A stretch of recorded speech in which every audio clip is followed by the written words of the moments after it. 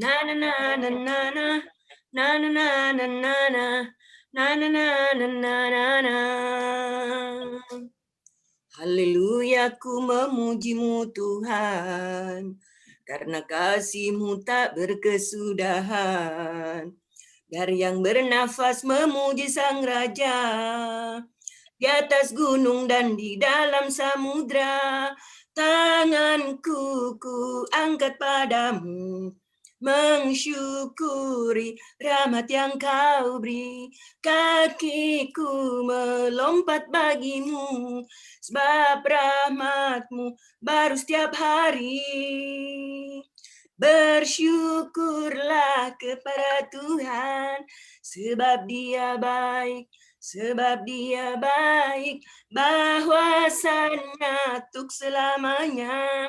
Kasih setianya, kasih setianya. Na na na na na na. Na na na na na na. Na na na na na na na.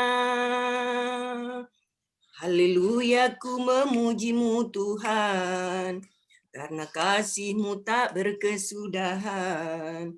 Biar yang bernafas memuji Sang Raja, di atas gunung dan di dalam samudra, tanganku ku angkat padamu, mensyukuri rahmat yang Kau beri. Kakiku melompat bagimu, sebab rahmat-Mu baru setiap hari. Bersyukurlah kepada Tuhan, sebab Dia baik, sebab Dia baik, bahwasannya untuk selamanya. Kasih setianya, kasih setianya. Bersyukurlah kepada Tuhan, sebab Dia baik, sebab Dia baik, bahwasannya untuk selamanya. Kasih setianya, kasih setianya. Haleluya. Tuhan, malam ini kami boleh bersukacita, kami bergembira oleh karena Tuhan yang hidup di dalam kami. Tuhan, kami rindu bahwa hati yang gembira ini akan menjadi milik, bukan hanya milik kami sendiri, tapi biarlah sukacita ini akan menjadi milik semua orang, keluarga kami, adik kakak kami, orang tua kami, keluarga-keluarga murtadin Tuhan. Biarlah melalui kehidupan kami, mereka boleh mengenal Tuhan Yesus.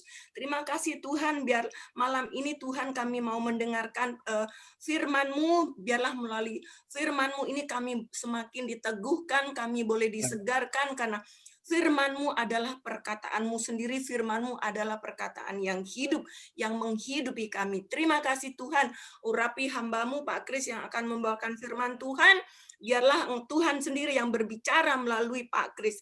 Terima kasih Tuhan, kami menyerahkan ibadah ini dari awal hingga selesainya nanti hanya di dalam nama Yesus, Tuhan dan Juru Selamat kami. Amin. Amin. Amin. Terima kasih. Ya, terima kasih Bu Maya sudah memimpin pujian dan doa pembukaan. Silakan kepada Pak Kris, bisa dimulai Pak Kris. Ya, terima kasih buat waktunya. Hari ini kita ketemu lagi di acara yang sama, acara kesayangan kita di bersama We Are for Murtadin. Hari ini kita akan belajar sesuai dengan tema yang sudah diberikan, yaitu kita lebih dari pemenang. Ya, tema ini diambil dari Roma 8 ayat 36, di bawah perikopnya itu keyakinan iman. Ya, kita baca dulu ya, Roma 8 36 sampai 39. Biar saya bacakan, teman-teman kalau bisa buka Alkitabnya adalah baik. Seperti ada tertulis, oleh karena engkau, kami ada dalam bahaya maut setiap hari. Kami telah dianggap sebagai domba-domba sembelihan. Tetapi dalam semuanya itu, kita lebih daripada orang-orang yang menang oleh Dia yang telah mengasihi kita. Sebab aku yakin bahwa baik maut maupun hidup, baik malaikat-malaikat maupun pemerintah-pemerintah, baik yang ada sekarang maupun yang akan datang, atau kuasa-kuasa, baik yang di atas maupun yang di bawah, ataupun sesuatu makhluk lain, tidak akan dapat memisahkan kita dari kasih Allah yang ada di dalam Kristus Yesus Tuhan kita. Amin. Semakin ke sini kita tentunya orang yang memilih mempercayai Kristus. Kita tahu ya teman-teman kita yang memilih mempercayai Kristus. yang berasal dari keluarga yang tidak mengenal Kristus. Waktu dia memiliki Kristus, bisa dikatakan hampir semuanya pernah mengalami teraniaya, terbuang, ditolak dan lain sebagainya. Ya, sehingga waktu itu kita menerima Kristus. Sepertinya pada saat Anda terima Kristus itu, begitu Anda memilih terima Kristus, saya memilih percaya Yesus Kristus Tuhan bagi saya. Sejak itu seolah-olah ada maut boleh datang ke dalam kehidupan Anda. Kenapa? Karena Anda dianggap halal, Anda dibuang, dan Anda bisa dianiaya. Bluetooth mode. Waiting for connection. Brother Endra boleh di-mute dulu. Iya, sorry Pak, sorry. No problem. Tenang aja. Ya. Nah, seolah-olah Anda ada di dalam bahaya maut ya. Bahwa topiknya sih lebih dari pemenang, tapi pada saat itu deg-degannya ngeri-ngeri, gak sedap waktu itu ya. Nah, kita lihat topik ini. Topik ini di bawah subjudulnya itu berbicara mengenai keyakinan iman. Makanya tadi dikatakan, oleh karena engkau kami ada dalam bahaya maut setiap hari. Kami telah dianggap sebagai domba-domba sembelihan. Betul kan kurang lebih seperti itu? Ya. Boleh pukul aja. Buang, aku menolak kamu. Kamu gak dapat warisan. Tetapi dalam semuanya itu kita lebih daripada orang-orang yang menang.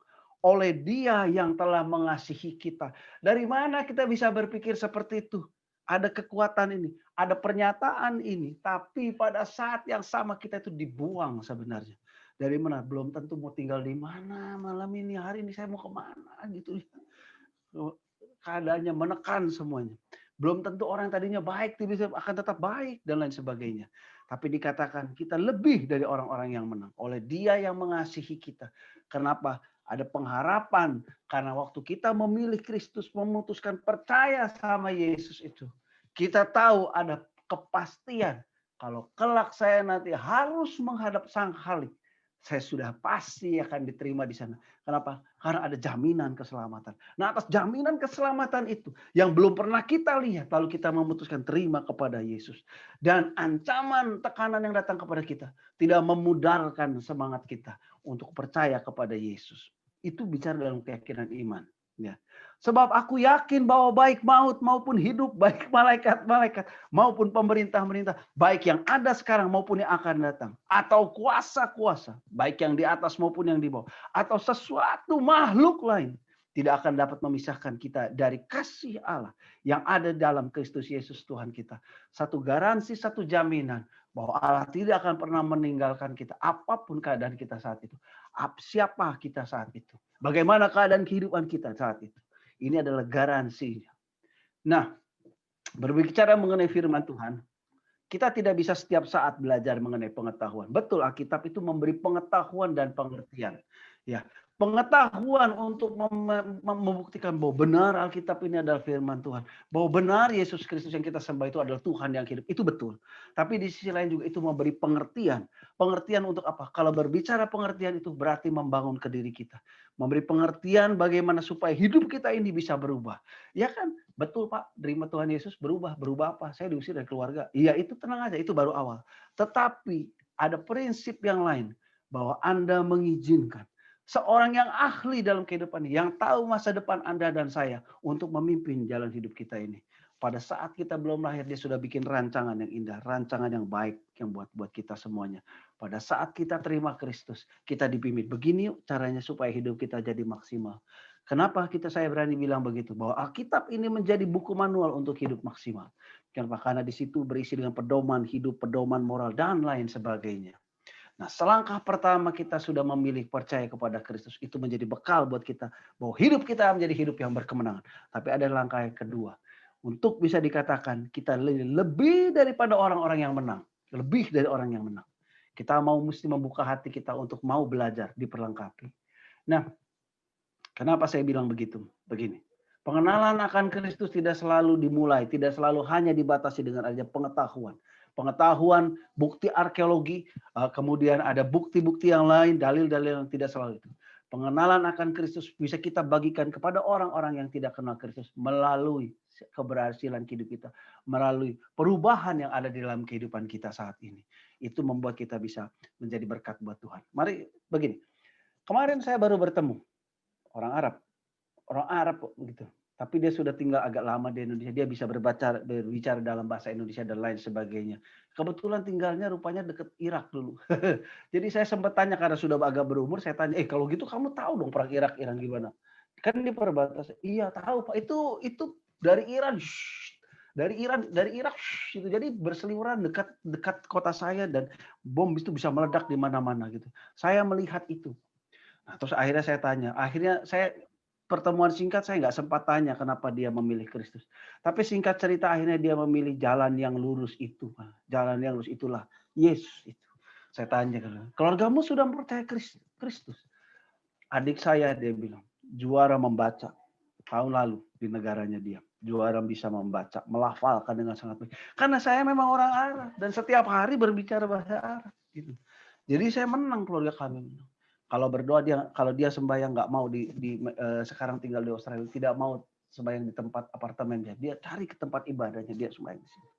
Kakak iparnya dia cerita mengenai Yesus 2 tahun nggak bisa bertobat, belum bertobat. Satu hari kakak iparnya ini nginep di rumah dia. Setelah 1,5 bulan, 2 hari sebelum pulang ke negaranya, dia bilang begini, 2 atau 3 hari kemarin, dia bilang begini, saya mau dibaptis dong. Orang kaget, loh kenapa mau dibaptis? Iya, saya udah cerita 2 tahun kepada kamu, nggak pernah percaya. Berarti bercerita mengenai Yesus itu Tuhan buat Tuhan dan lain sebagainya, nggak bisa bertobat, nggak bisa berubah. Dari mana orang ini bisa berubah? Dia tanya kepada sang iparnya, kok kamu mau terima Yesus? Dari mana tiba-tiba gitu? 2 tahun saya ngobrol sama kamu. Orangnya bilang begini, jawabannya bilang begini, saya melihat kehidupan kamu dulu.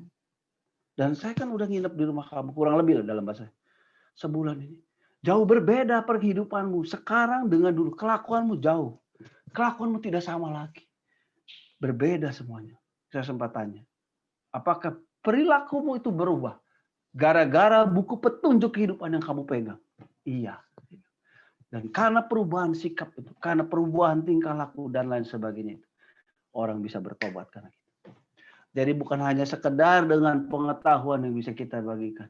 Tapi orang bisa berubah. Orang bisa dimenangkan bagi Kristus. Kenapa? Karena dia lihat ada kasih Tuhan di dalam hidup kita. Ada perubahan di dalam hidup kita. Ada perubahan itu dari mana perubahan? Alkitab itu mengajarkan perubahan itu berasal dari perubahan mindset yang berubah. Kalau seorang pemenang, nah sekarang mari kita masuk topiknya. Kan lebih dari seorang pemenang. Mari kita lihat dulu.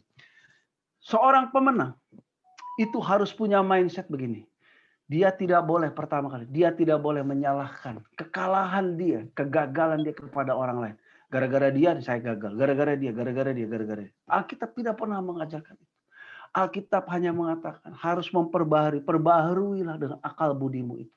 Berarti kita sendiri harus semua mengakui. Kalau kita salah, ya bilang salah. Ya, saya salah. Mungkin saya mesti berubah. Mungkin orang lain mungkin ada salah, tapi tidak boleh menyalahkan. Kita mesti belajar bertanggung jawab atas kehidupan kita. Iya, saya salah. Saya akan memperbaharui pikiran saya. Alkitab itu, pelajaran Alkitab itu mengubah mindset. Tapi mindset itu hanya akan bisa berubah dan menjadi satu kebiasaan kalau kita mau praktek. Makanya Alkitab mengajarkan juga bahwa setiap orang yang cakap itu akan berdiri di hadapan raja-raja. Orang yang cakap itu berarti orang punya pengetahuan dan punya attitude yang bagus.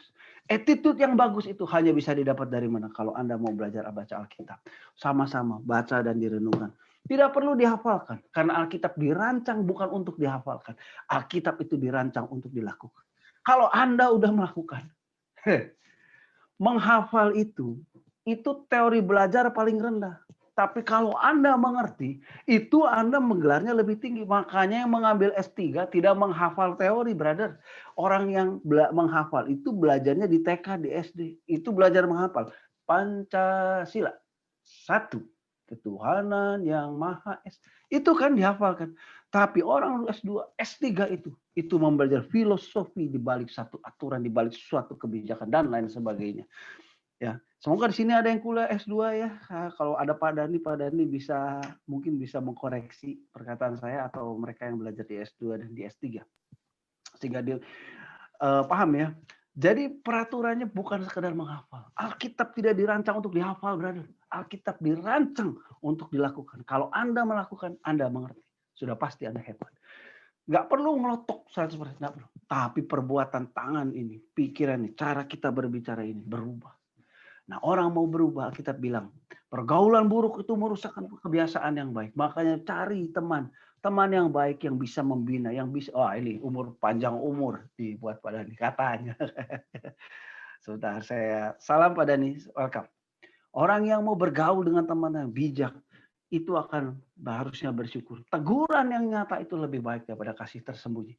Makanya kita harus mau punya pikiran terbuka. Youngsters yang ada di sini, yang kemarin ini dibuang, ditolak oleh keluarganya. Apapun alasan Anda. Kalau kemarin saya setiap malam sekarang adakan waktu buat salah satu kawan kita ya. Dia cerita dari pagi sampai malam saya mesti bekerja Om. Kerja sampai malam. Pulang jam pagi jam 8, pulang jam 10. Iya Om. Tapi gaji belum naik gimana ya? Saya katakan gini, Anda tetap mesti setia. Setia dan jujur. Cakap dalam pelajaran itu. Itu adalah, Pak saya mau dibaptis. Ya itu, pelajari aja dulu itu.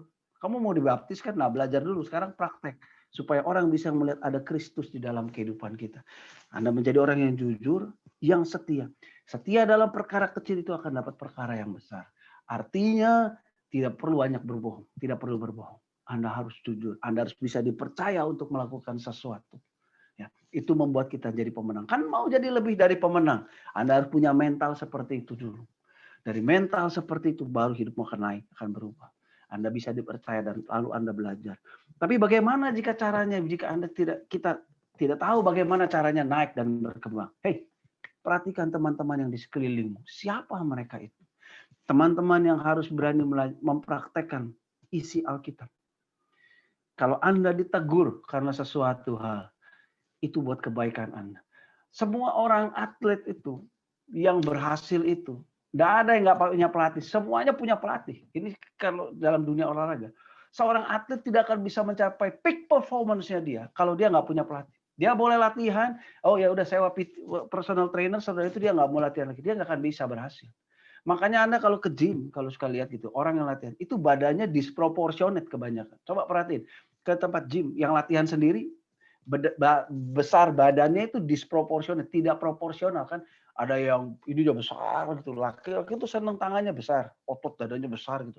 Tapi perutnya juga nggak kalah besarnya. Nah kakinya ke bawah kecil. Tapi atlet binaraga, dia tetap menurut, angkat. Sekarang latihan kaki, dia mesti dikontrol sama pelatih. Kenapa? Karena seorang diri, saya ini tidak bisa menilai diri saya sudah berkembang sampai sejauh mana. Saya perlu masukan dari orang lain yang bisa melihat saya.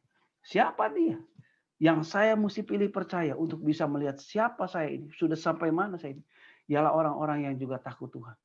Orang-orang yang akan membimbing saya dengan nasihat yang berdasarkan firman Tuhan bahwa kamu mesti perbaiki daerah ini, kamu mesti approve daerah ini. Kalau ada firman Tuhan mengenai kamu harus cakap. Kalau dalam bergaul dengan anak Tuhan yang lain, saya akan dipaksa didorong untuk berubah ke arah situ. Males sebenarnya untuk belajar, Pak, bro, sister, males. Tapi karena ada teman-teman di sisi itu, saya akan dipaksa untuk belajar ke arah sana. Ya. Kalau seorang atlet yang bermain pertandingannya game, gitu, dia tidak akan bisa melihat kelemahan permainannya dia. Dia tidak bisa melihat titik buta kelemahan permainan dia atau keunggulan dan kelemahan lawan.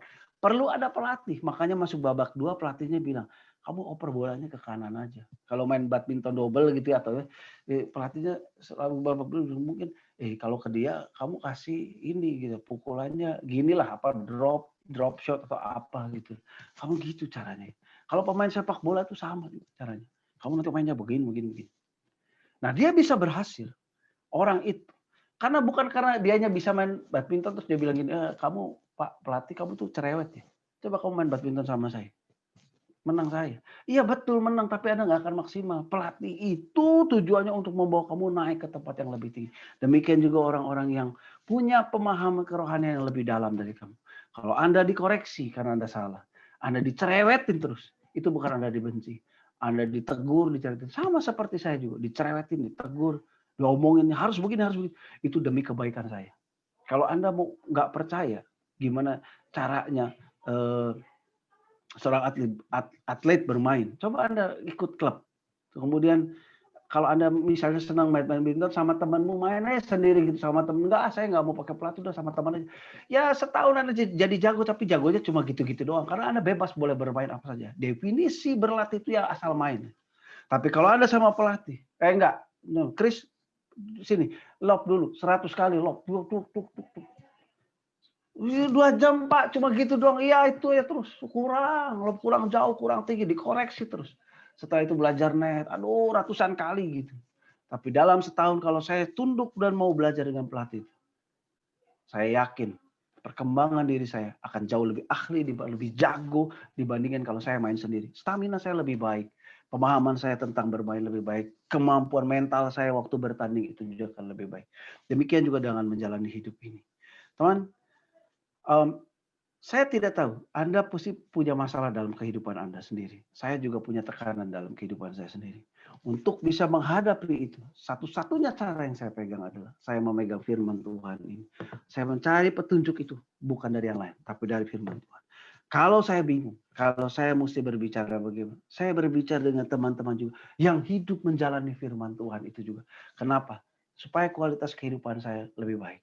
Semua orang yang mau kualitas kehidupannya lebih baik, mau tidak mau, dia dipaksa harus mau merubah cara berpikirnya menjadi lebih baik, mengurangi semua kelakuan dia yang seenak-enaknya, dikurangi, dipotong semua, menjadi lebih baik. Itu adalah satu-satunya cara. Tidak ada cara yang mudah, tidak ada cara yang gampang. Nah, itu tadi petunjuknya. Sekarang saya ada satu ilustrasinya. Ilustrasi yang salah satu ilustrasi paling favorit yang pernah saya suka itu adalah yang mengambil dari kisahnya Ruth. Semua tentu sudah tahu ya, Ruth dan Naomi. Sedikit diulang. Ya, pada zaman dulu itu ada satu keluarga namanya Naomi. Naomi itu tinggal di Israel, kemudian dia bersama suaminya Elimelek merantau dan kedua anaknya merantau ke negeri lain, ya. For you, thank you. Oh, thank you my dear. Ya. Merantau ke negeri lain untuk mencari kehidupan yang lebih baik. Di negeri lain ini, keluarga Naomi ini, punya menantu nih, 2 orang. Salah satu namanya Ruth. Nah, setelah nikah semua, suaminya mulai meninggal, anak-anaknya juga meninggal semua. Nggak cuma itu, bangkrut pula bisnisnya. Bangkrut bisnisnya. Dia dari orang kaya, bangkrut, akhirnya tinggallah dia seorang diri, kemudian dia mendengar ya, kalau dikatakan di ayat 1 ayat 6. Kemudian berkemaslah ia pulang dan kemudian berkemaslah ia dengan kedua menantunya dan ia pulang dari daerah Moab. Sebab di daerah Moab ia mendengar bahwa Tuhan telah memperhatikan umatnya dan memberi makanan kepada mereka.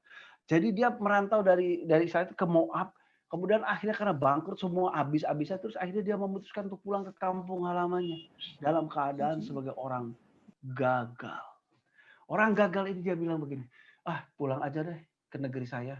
Karena saya mendengar ada Tuhan sudah memulihkan gitu, Tuhan menjaga umatnya. Saya memutuskan untuk pulang.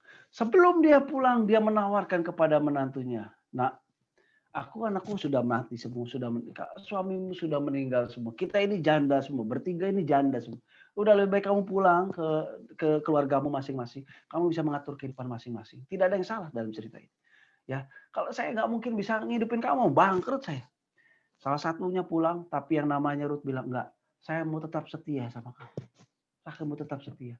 Seorang janda yang masih lebih muda, tentunya mungkin lebih cantik, lebih sehat, lebih bisa cari uang dan lain sebagainya. Dia milih menurut dengan mama mertuanya yang jelas lebih tua umurnya. Akhirnya mereka pulang ke negeri itu. Waktu pulang itu ke kampungnya, setelah Ruth ikutan maksa, enggak, pokoknya saya ikut. Allahmu Allahku, gitu. Jangan pisahkan saya, kecuali maut memisahkan saya. Dia berkomitmen seperti itu. Waktu pulang dia ke negerinya, dikatakan waktu masuk ke kota Bethlehem, orang di tempat itu berkata, gemparlah katanya. Dikatakan penduduk kota itu gemparlah melihat Naomi pulang. Naomi itu dia yang pulang. Itu Naomi pulang. Gila kayak begitu itu. Gitu. Kenapa bisa gempar? Perkataan gemparlah itu seperti itu. Dan respon atas kegemparan itu Naomi bilang begitu. Di ayat 20 dia bilang begini. Tetapi ia berkata pada mereka, janganlah sebutkan aku Naomi. Sebutkanlah aku Mara. Sebab yang Maha Kuasa telah melakukan banyak yang baik kepadaku. Dengan tangan yang penuh aku pergi, tetapi dengan tangan yang kosong Tuhan memulangkan aku. Mengapakah kamu menyebutkan aku Naomi? Karena Tuhan telah naik saksi menentang aku, dan yang Maha Kuasa telah mendatangkan malapetaka kepadaku. Demikianlah Naomi pulang bersama-sama dengan Rut perempuan Moab itu menantunya, yang turut pulang dari daerah Moab. Dan sampailah mereka ke Bethlehem pada permulaan musim menuai jelai. Kalau kita lihat dari perkataan itu, ya tampak bahwa siapa namanya, sebentar, dia bilang begini kan, udah jangan panggil saya Naomi lah, panggil aku udah gagal gini. Ya saya Naomi, saya udah gagal. Tapi jangan panggil aku Naomi lagi. Soalnya dia menyalahkan Tuhan kalau lihat dari konteks itu. Padahal tidak. Makanya dia kembali toh, kalau dia menyalahkan Tuhan dia tidak akan kembali mencari Tuhan. Dia bilang pokoknya udah gagal, habis semuanya. Panggil aja aku marah, semuanya udah pahit semuanya. Dia berkatakan pulang. Dia tidak menyalahkan siapa-siapa, tapi dia pulang ke tempat itu. Ya. Nah, jika Anda lihat dari itu adalah cerita Naomi, cerita rakyat biasa. Tapi di pasal berikutnya, pasangan orang tua menantu dan orang ini, kita bisa di posisi di antara kedua ini, yang menolong atau yang ditolong. Ya, Anda bisa di posisi yang menolong atau ditolong. Si anak menantu ini kemudian dia bekerja dengan tangannya itu. Dia bekerja memetik jelai semuanya di satu tempat dengan rajin dan dengan setia dia mengembalikannya kepada orang tuanya, kepada Rut itu, kepada Rut itu mama mertuanya. Yang jelas-jelas sebenarnya menjadi beban buat kehidupannya dia. Dia bisa cari uang. Saya udah berangkat sendiri, ngapain saya ngurusin orang tua itu? Tapi dia tetap memutuskan setia dengan yang namanya Naomi ini. Pun waktu berjalan, melihat perubahan itu, orang juga bisa melihat bagaimana sikapnya yang namanya Rut tadi. Orang yang setia dan dia tidak mengambil keuntungan dan tidak melakukan kecurangan dalam kehidupannya. Hingga di akhir ceritanya, akhirnya juga hubungan yang baik dengan orang tua ini. Naomi juga memberikan strategi-strategi yang baik. Kamu tetap harusnya punya keluarga lagi, punya keturunan lagi. Tapi orang ini saling membantu dengan menurut, dan hingga akhirnya kelak nanti Rut ini bisa menikah dengan bosnya, diterima menikah dengan kerabatnya dan berhasil. Sehingga di akhir ceritanya di kitab Rut ini dikatakan ini, bahwa seorang janda yang sudah mengakui kegagalannya tapi dia tidak memaki-maki Tuhan, tapi dia merendahkan hati.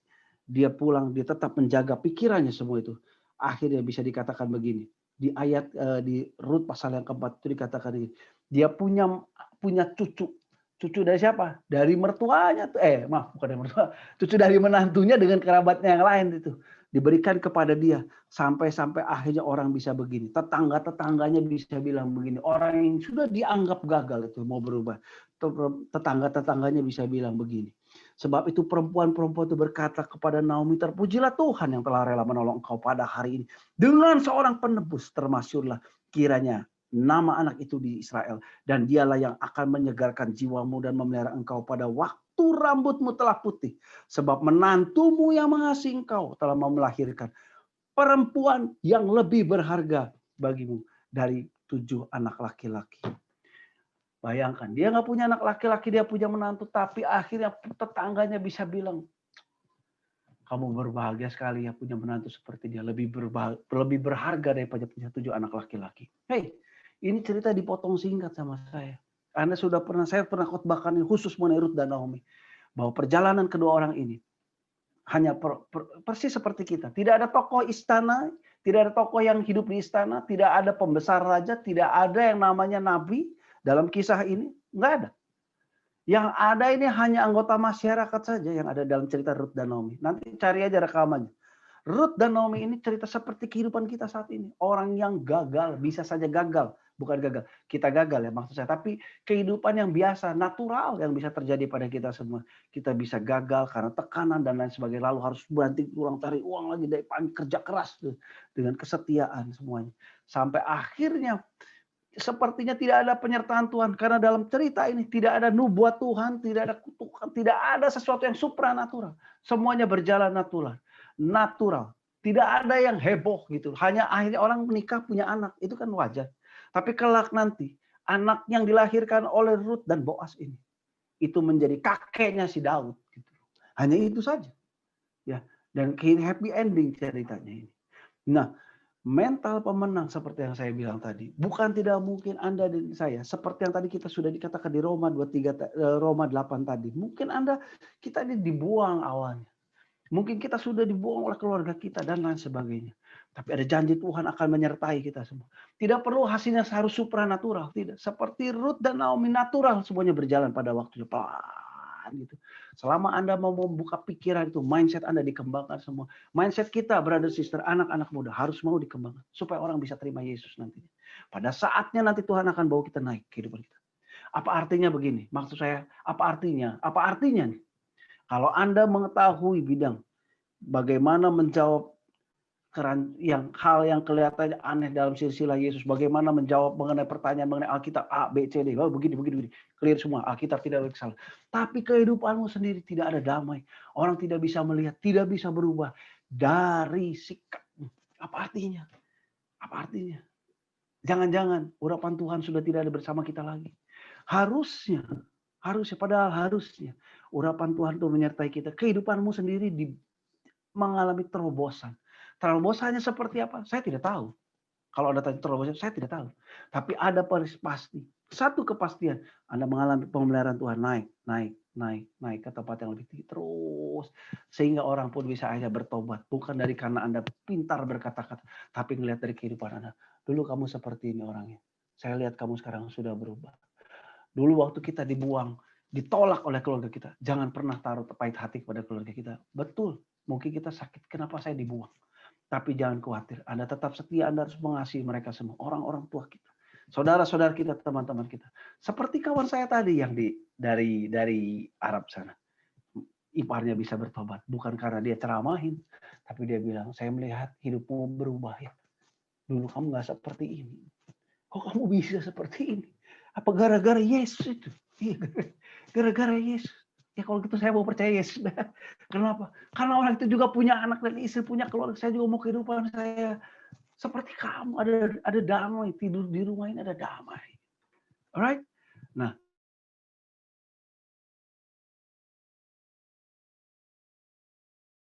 Yang bisa ke arah situ. Mau dikritik, mau diajar sesuai oleh firman Tuhan. Kalau koneksi tidak stabil.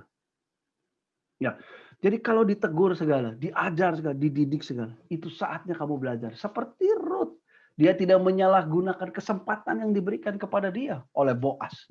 Dia tidak menyalahgunakan, dikasih kesempatan Ruth itu. Dalam kisahnya nanti baca, dia diberi kesempatan, diberi kemurahan. Bahkan Boaz itu kepada pegawainya bilangin, kamu kalau manen jangan diambil semua, sengaja tinggalin lebih banyak deh, biar diambil sama si Ruth. Kenapa dia bisa bilang begitu? Boaz, Ruth bisa mendapat kemurahan karena pegawainya sendiri, pegawai yang kerja di ladang itu awalnya sampai bilang begini, itu perempuan Moab Tuhan. Tapi dia bekerja dari tadi nggak pernah berhenti. Dia kerja. Kalau orang yang udah kerja di ladang aja bilang orang tuh nggak pernah berhenti, yang nggak pernah kerja di ladang nggak pernah berhenti, berarti betapa rajinnya orang itu. Betapa bisa dipercayanya dia. Reputasimu itu kemana-mana, bro, sis. Boaz itu dalam kisah ceritanya dia bilang gini, setelah ku dengar segala apa yang kamu perbuat terhadap keluargamu, kau bukan orang yang cari untung. Reputasimu itu kemana-mana. Anda boleh tutupin tapi tetap kemana-mana. Kalau saya cuma ngomong tok, Anda pasti tahu bagaimana saya. Kalau saya cuma ngomong tok gitu, Anda pasti tahu gitu. Bahasa tubuhnya juga pasti lain gitu. Entah mungkin pelajarannya cemplang atau pelajaran terlalu manis gitu. Ya. Seperti yang saya bilang, makanya Alkitab ini sekali lagi bukan untuk dihafal. Kalau Anda hafal ayat itu bukan berarti Anda sudah berubah. Tapi Anda menjadi pelaku firman Tuhan. Jangan jadi penghafal Alkitab.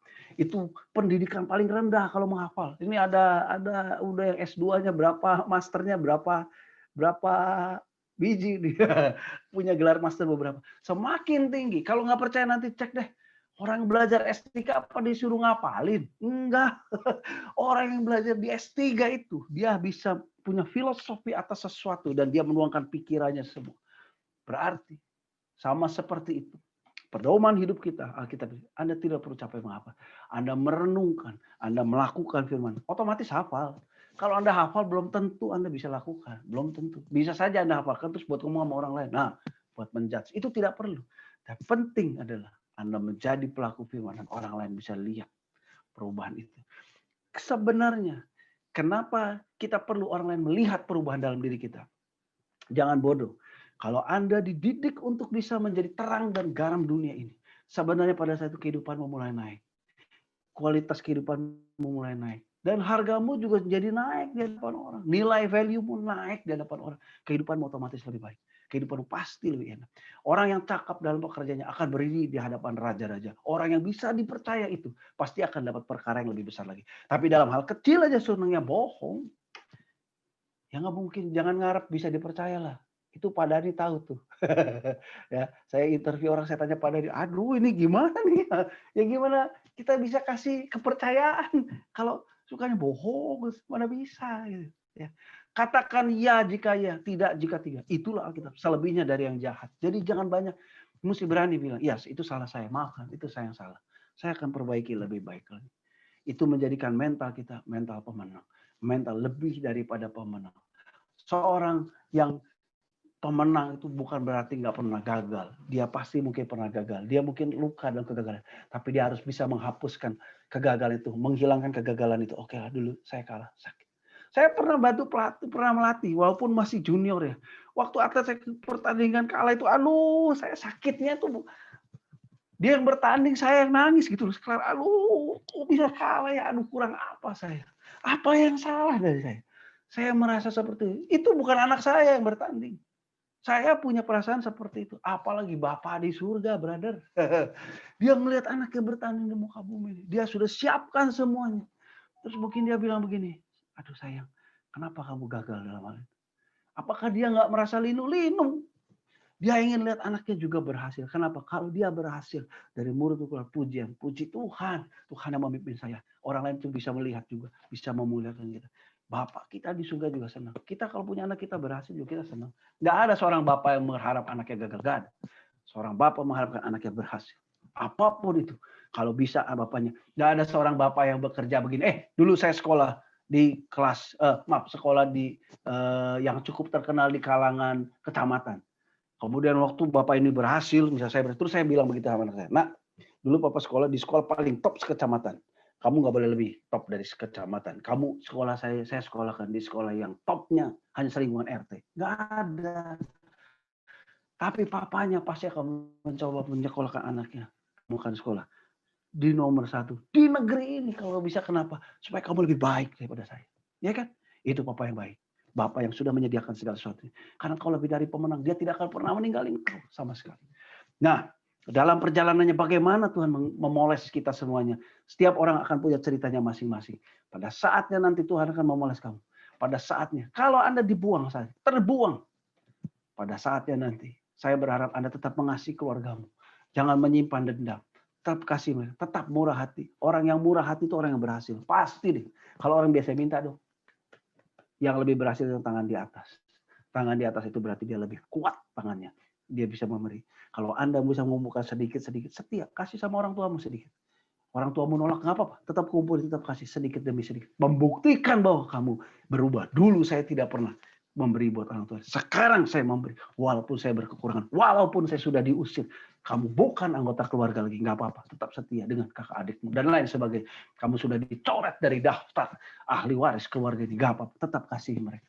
Satu hari nanti. Karena Anda lebih dari pemenang. Saya pernah berbicara dengan salah satu anak sini. Waktu ketemu bulan Desember. Satu hari nanti. Kalau Anda tetap murah hati itu. Nggak mungkin Anda nggak diberkati Tuhan. Nggak mungkin Anda nggak diberkati Tuhan. Tuhan pasti akan memberkati Anda. Kenapa? Anda pertama taruh hormat sama orang tuamu. Kedua, tanganmu tetap rendah hati. Seorang pemenang itu lebih dari pemenang, harus murah hati. Harus tetap setia. Ya, dia tetap harus menghargai pelatihnya. Seorang pemenang dalam Kristus harus menghargai pelatih kita siapa? Yesus. Pedoman petunjuk kehidupan ini. Terus setia terus. Pada saatnya nanti mereka akan mengakui. Mau tidak mau mereka akan mengakui. Betul ya? Ternyata kamu anak yang mengasihi saya. Kamu memperhatikan kehidupan saya. Kamu menjagai saya. Dan kamu saatnya akan menjadi andalan dari keluarga-keluargamu yang lain. Kamu lebih diberkati. Kalau bisa saya berharap begini. Kalau kalian terbuang saat ini. Saya berharap satu hari nanti. keluargamu datang kepada kamu, boleh nggak tolong bantu saya? Saya tidak nyumpahin mereka gagal ya, bukan ya. Tapi Anda lebih dari, boleh nggak bantu saya? Atau menjadi orang kemana mereka minta nasihat. Menjadi orang yang bisa dipercaya dalam memegang satu rahasia. Bisa dipercaya kalau minta tolong pasti ditolong, bukan dimaki-maki. Dan tidak pernah memperhitungkan kesalahannya mereka. Karena mau jadi menang itu harus melupakan masa lalu. Nggak ada orang bertanding tinju aja gitu, berantem dengan emosi. Kalau bertanding ya, dengan emosi nggak, dia mesti melupakan kegagalan. Dia mesti dijagai oleh pelatihnya. Tenang, sabar. Jangan takut, jangan emosi, sabar. Tenang, cari angka, tenang aja. Dia mesti terus didampingi. Satu saat nanti kamu akan diberkati Tuhan. Kamu akan jadi terang dunia bagi Tuhan. Supaya orang nanti bisa lihat. Itu orang udah di keluarga diusir tuh, dia tuh dulu sama keluarga. Udah dibuang tuh dia sama keluarganya. Karena dia percaya Kristus. Tapi anak itu yang terus memelihara. Anak itu kok yang terus memelihara kehidupannya bapak itu. Bahkan saudara-saudaranya dia yang tolong. Itu lebih dari pemenang. Itu terjadi. Kalau bisa saya berharap seperti itu. Kalau kalian belum menikah. Bahkan kalau kalian belum menikah. Saya berharap nanti. Kalau Anda pemikiran yang diperbaharui. Saat Anda berumah tangga, kehidupan keluargamu itu bisa bikin iri tetanggamu kiri kanan. Kalau bisa bikin iri saudara-saudara yang lain. Kok dia nggak sekaya kita tapi rukunnya. Ketawa-ketawa, anaknya juga sehat. Anaknya mengasihi bapaknya. Kok dia bisa ya sama, kalau yang perempuan kok bisa ya dia suaminya sayang sama. Kok bisa ya rukun keluarganya. Kok bisa ya keluarganya itu harmonis. Kan gitu. Nah, dari mana bisa seperti itu? Dari yang namanya Alkitab. Karena Alkitab itu firman Tuhan. Dia yang merubah kita semua. Anda tuh lebih dari pemenang. Pada saat musimnya nanti, pemenang itu nggak ujuk-ujuk jadi, bro. Nggak ujuk-ujuk jadi. Dia itu dilatih. Pada saat kita tidur, dia latihan. Wah, latihannya apa? Nggak latihan sembarangan. Yang tertentu, fokus latihannya ini. Sama dengan firman Tuhan. Fokus latihannya ini. Kamu harus murah hati. Kamu harus setia dulu. Kamu harus setia dan bisa dipercaya dulu dalam perkara kecil. Kemarin saya bilang gitu sama salah satu teman di sini. Cuman dia nggak hadir di sini. Lewat WA. Saya bilang kalau kamu mau dibaptis, kamu lakukan ini. Setia dalam perkara kecil. Berarti kamu harus jujur. Katakan ya jika ya, tidak jika tidak. Kedua, kamu harus murah hati. Apalkan dulu ayat itu deh. Setelah itu nanti, bos tapi bosku pelit. Nggak apa-apa, tetap setia. Kalau bosmu sekarang nggak bisa lihat kemurahan hatimu, nggak apa-apa.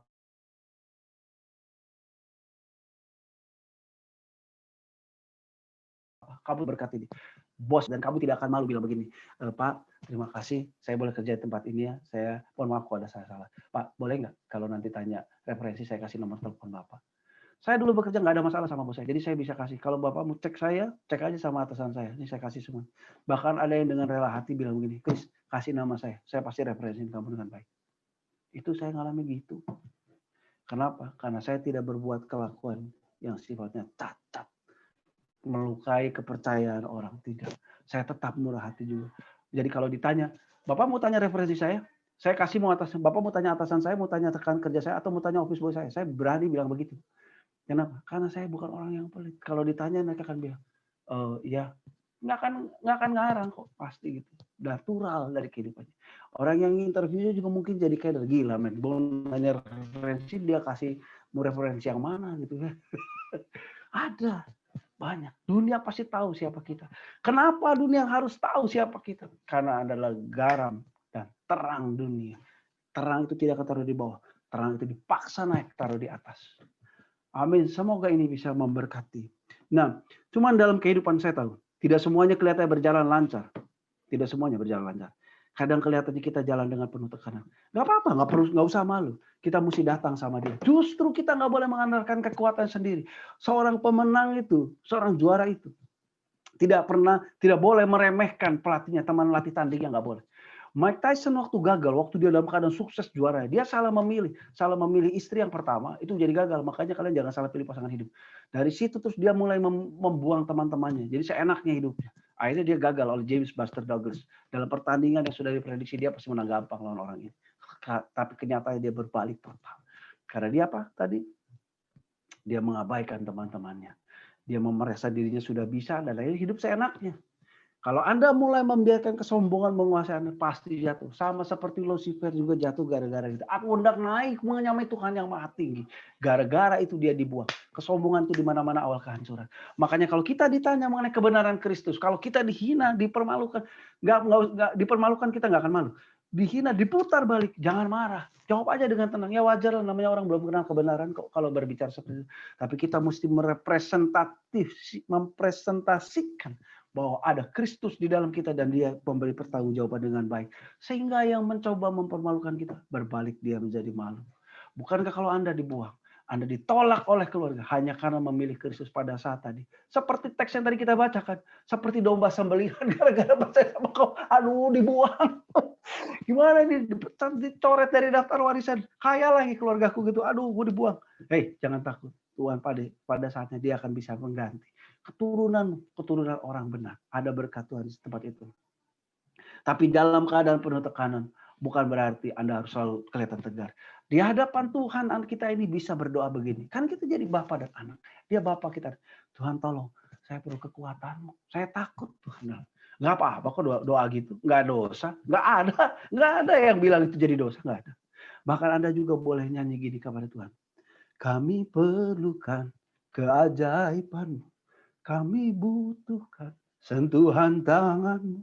Kami tak dapat jalan sendiri. Kami perlu Kau, Tuhan. Kami perlu Kau, keajaiban-Mu. Kami butuhkan sentuhan tangan-Mu. Kami tak dapat jalan sendiri. Kami perlu Kau, Tuhan. Amin. Jangan takut. Bersama Tuhan Anda lebih dari pemenang. Caranya bagaimana? Itu urusannya Tuhan. Setiap orang punya dealnya sendiri dengan Tuhan. Tapi Anda dan saya punya jaminan keselamatan. Satu saat Anda adalah pemenang yang dinyatakan oleh dunia itu. Lihat tuh, seperti Ardi hidupnya. Dia diberkati Tuhan. Gila ya, nggak sangka ya. Seperti Endra, nggak sangka ya. Dulu seperti ini, sekarang dia jadi seperti ini. Nah, cuma setelah Anda nanti berhasil, ingat seperti pelajaran juga. Pada saat raja-raja di zaman perjanjian lama, yang diurapi Tuhan, dipilih, bahkan dijanjikan Tuhan, asal kamu hidup setia, keturunanmu, kerajaan kekal di tanganmu. Jangan berubah setia pada saat Tuhan sudah bawa naik. Di awal kita nyanyi, kami perlukan keajaiban-Mu. Kami butuhkan sentuhan tangan-Mu. Kami tak dapat jalan sendiri. Kami perlu Kau, Tuhan. Begitu Anda naik dipilih, berubah semuanya. Tidak Tuhan-Tuhanan lagi deh. Tuhan nomor sekian. Anda berubah. Jangan sampai itu terjadi. Karena pada saat itu sepertinya Anda menantang Tuhan. Mau apa? Semua ini karena kemampuan saya. Jangan. Belajar berhikmat rendah hati. Itulah pemenang. Itulah Anda lebih dari pemenang. Oke? Terima kasih Tuhan Yesus memberkati. Sampai di sini pelajaran kita malam ini. Semoga ini bisa memberkati kita semua. Amin. Tuhan Yesus memberkati kita. Amin. Luar biasa Pak Kris. Luar biasa penguatannya nih buat para murtadin juga nih. Mantap materinya. Ya barangkali dari teman-teman mungkin ada yang ingin bertanya. Mungkin seperti tips atau lainnya begitu. Atau yang lainnya monggo. Shalom, selamat malam. Shalom Pak Dani. Saya mau bagi berkat nih buat semua. Jadi ini awal saya memuji Tuhan dulu. Terpujilah nama Tuhan Yesus Kristus. Begitu baik Ia menyertai kita semua. Tiada hari tanpa sepengetahuan Dia untuk selalu memelihara kita. Jadi firman yang disampaikan sama Pak Kris ini seperti anak-anak sekolah yang mau berangkat sekolah. Nah, ini firman ini bekal. Jadi jaga bekal itu cepat dimakan, ya, dimakan. Maksudnya wujudkan dalam actionnya dalam sehari-hari. Jangan didengarkan terus hilang, ya, lakukan. Tadi saya ketemu sama Kejati, Kejaksaan Tinggi DKI, Kejaksaan Tinggi Jawa Timur, dan beberapa daerah. Kemudian Kristen semua. Kemudian perwakilan dari PGI, gereja-gereja juga. Kemudian dari kepolisian. Ada beberapa dari perwakilan pemerintah juga, Kejari ya. Kalau Kejari itu daerah-daerah. Nah ini membicarakan, itu tadi semua itu pimpinan-pimpinan tapi Kristen semua. Yang dibicarakan tentang masyarakat yang pro dan kontra vaksin, ya, pro dan kontra vaksin. Saya diem aja. Terakhir waktu bertanya jawab dan masukan komitmen dan sebagainya, saya mengajukan pertanyaan seperti ini. Mereka bingung menjawabnya. Pertanyaan saya begini, shield apa yang dari pemerintah, yang dari bapak-bapak dari kepolisian, dari kejaksaan, bidang hukum, dan dari gereja itu sendiri. Bingung mereka. Terus kemudian ada yang menjawab, tapi ngambang. Saya bilang, shieldnya harus mendasar. Jadi sekarang pemerintah ngoyak-ngoyak atau menekan-nekan masyarakat untuk mengikuti vaksin dan sebagainya, sosialisasi seperti apa. Tapi karena itu satu iman semua, Kristen semua. Saya bilang, tapi wujud pendampingan masyarakat supaya anak-anak Tuhan di Indonesia ini bisa tumbuh kembangnya kuat dalam imannya, itu apa, Pak? Bapak Ibu semua pimpinan di sini. Nah, terus kemudian Bapak menguji atau apa? Saya nggak menguji. Saya sebagai masyarakat, saya ingin tahu wujud programnya pemerintah, gereja-gereja, bidang hukum dan kepolisian, kita sebagai minoritas, perlindungannya apa, Pak? Itu, seperti itu.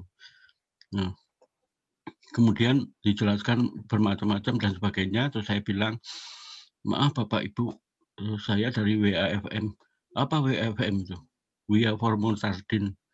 Kami tidak ada di hitungan jari Bapak Ibu semua. Tapi kami dipandang oleh Tuhan karena kami selalu menolong anak-anak yang dipersekusi, dipinggirkan dan sebagainya. Saya jelaskan bla bla bla bla sesuai dengan program kita itu. Mereka diem.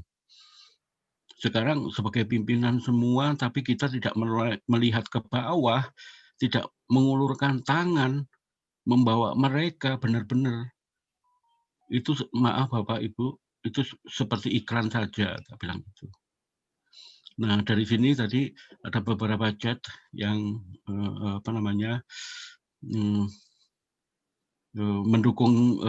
mendukung kita ya, WFM seperti itu. Dan anak-anak yang di sini ya, pesan saya, kondisi negara itu sekalian nggak tahu. Ini tadi dibuka carut marut nggak karuan. Makanya saya bilang firman Tuhan yang diberikan oleh Pak Kris dan sebagainya, Pak Bram, itu bekal. Makanlah, lakukanlah sehari-hari. Nah, jebakan-jebakan, lubang-lubang di depan kalian, si licik itu yang akan menjerat kalian, itu tidak akan bisa mampu ya menjerumuskan kalian. Pakailah itu, makanlah bekal yang sudah Tuhan berikan. Roti hidup yang sudah Tuhan berikan itu pakailah. Supaya kalian punya kuasa untuk menolak semua itu. Itu pesan saya ya. Jadi terima kasih Pak Kris. Firman-Nya luar biasa. Mengajak kita semua untuk merefleksi ulang karakter kita, perbuatan kita yang lalu itu yang nggak layak di hadapan Tuhan, perbaiki, evaluasi ya. Terima kasih, Tuhan Yesus memberkati semua. Ya, terima kasih Pak. Luar biasa sharing berkatnya. Mantap. Ya, barangkali ada yang lain juga yang ingin bertanya. Yuk ditunggu. Atau sudah pada paham mungkin? Luar biasa dong, berarti kalau langsung paham ya.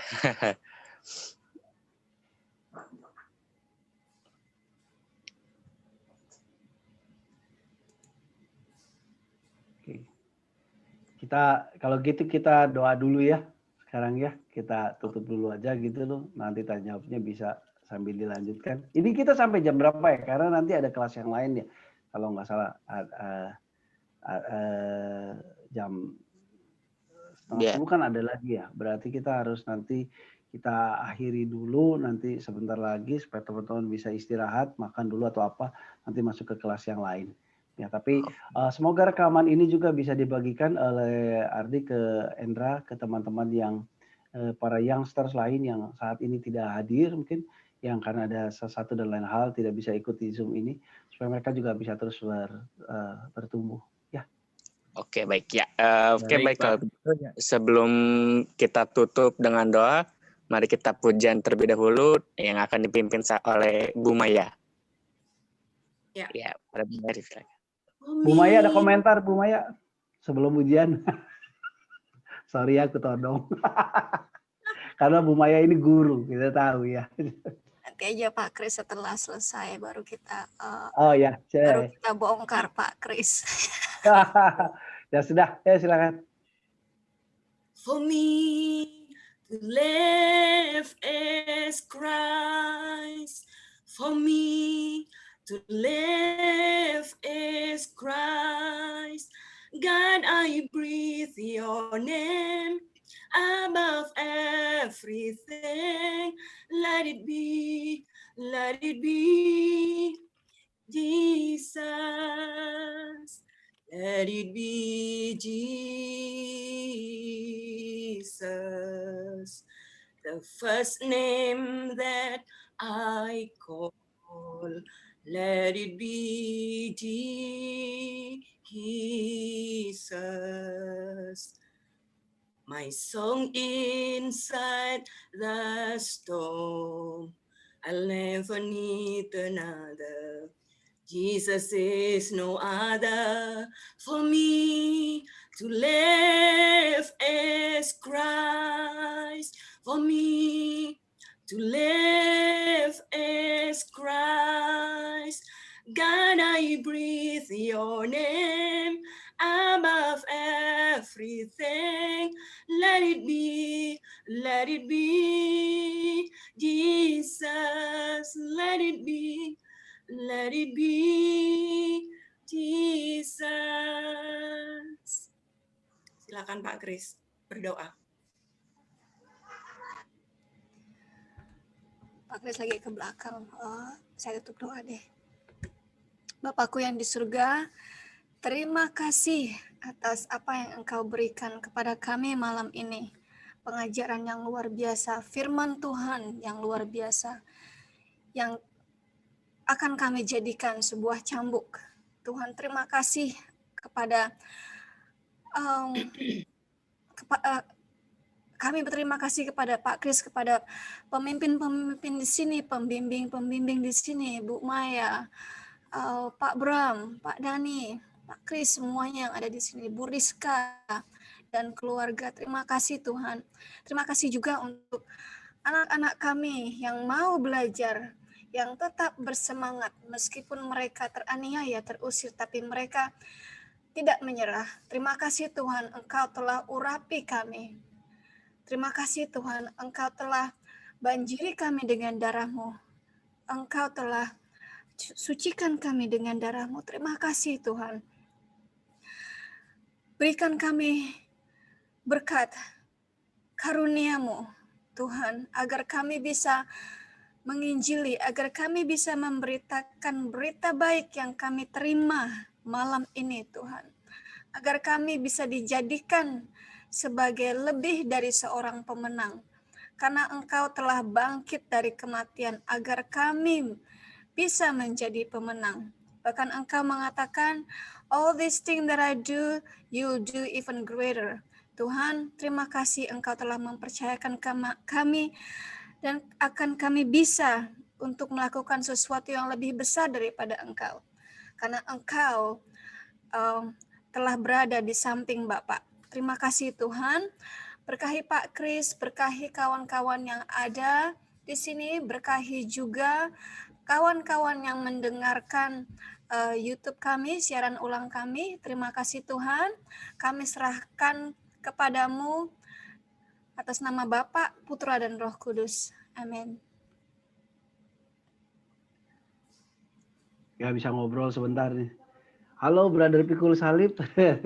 Cuman udah baru selesai kita. Tapi diskusi nggak apa-apa.